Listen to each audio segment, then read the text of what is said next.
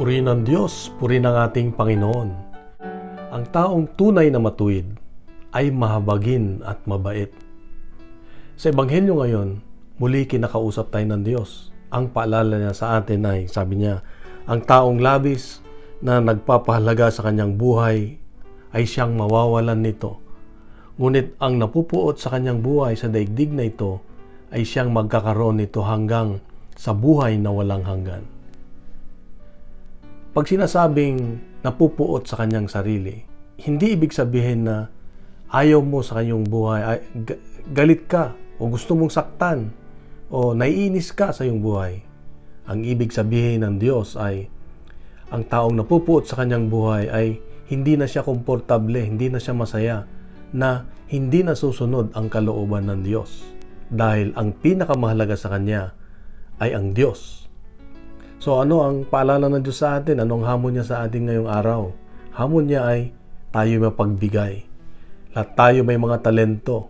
Hindi lamang material, hindi lamang mga bagay na meron tayo, kundi ang ating panahon, ang ating lakas. Ang inaasahan niya sa atin ay maging bukas tayo at mapagbigay.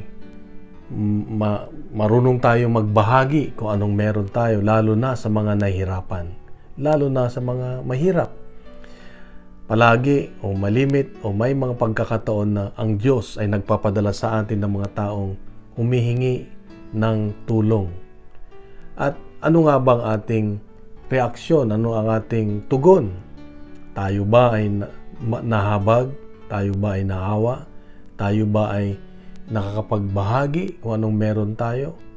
Kahit man lang panalangin siguro o kung anong pwede nating ibahagi.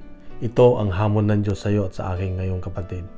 Nanawa, nakikita natin kung tayo'y taong matuwid, nakikita natin ang pangangailangan ng iba at hindi lahat yung ating pansarili lamang, kundi madali mong makita kung saan ang may pangangailangan. Kapatid, ito ang palala at hamon ng Diyos sa ating ngayong araw na ito.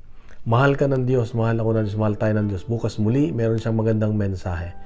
Isang mapagpalang Sabado sa iyo at sa iyong mga mahal sa buhay, kapatid. God bless and God is good.